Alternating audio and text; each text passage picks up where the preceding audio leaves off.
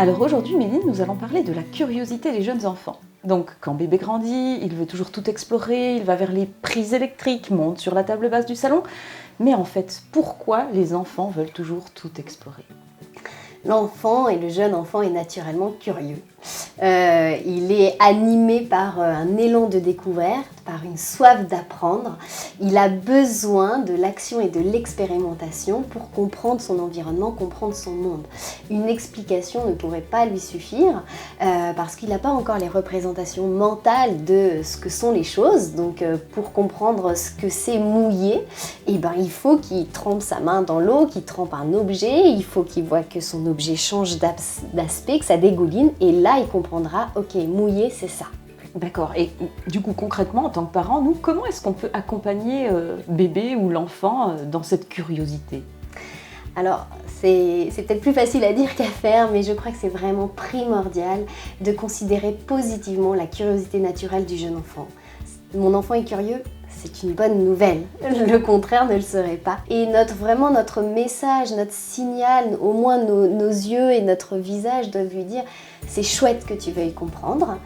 Ça ne veut pas forcément, et pas du tout dire d'ailleurs qu'il faut le laisser toucher à tout et tout faire, mais c'est au moins dans notre considération ne pas se tromper de jugement sur ce qu'entreprend l'enfant en disant il est en train de faire une bêtise, non, il est en train d'avoir envie de découvrir. Donc voilà, considérer positivement, c'est juste donner un signal positif sur la curiosité sans évidemment tout accepter d'entreprendre. Ensuite, je crois que c'est intéressant aussi de leur dire oui à la rencontre dans notre monde. L'enfant, il a vraiment envie d'accéder à notre monde. Notre monde d'adulte, c'est celui vers lequel il se destine, l'intéresse. Nos placards de cuisine l'intéressent, tout notre électroménager l'intéresse, et il a du mal à se contenter de la réplique, parce que la réplique est plus fade.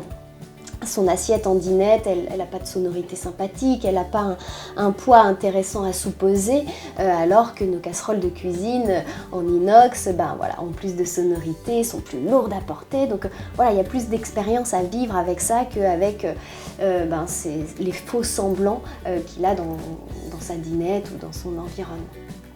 Et quand je dis qu'il est intéressé par notre monde, il est aussi intéressé par nos tâches quotidiennes et il a une grande tendance à vouloir coopérer avec nous.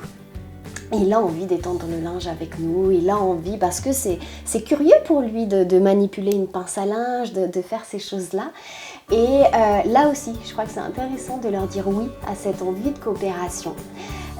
Parce qu'en plus c'est quelque chose qui peut se faner si c'est pas cultivé, tout comme la curiosité. Donc je crois que c'est de notre responsabilité d'entretenir et de cultiver cet élan de curiosité et de coopération.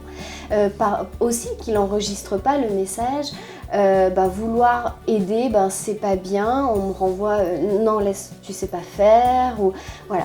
Surtout que je signale que coopérer, ça ne veut pas dire diviser la mission en deux parts égales, c'est vraiment se répartir la mission. Donc moi je vais faire ça, toi je te confie ça, et puis ensemble on va aboutir à la mission et à la tâche qu'on doit faire. Voilà, donc la curiosité, c'est, retenez vraiment que c'est positif et puis qu'il faut l'accompagner parce que c'est vraiment la voie d'accès vers plein de découvertes et plein d'apprentissage. Merci beaucoup Méline pour cette approche de la curiosité. Merci.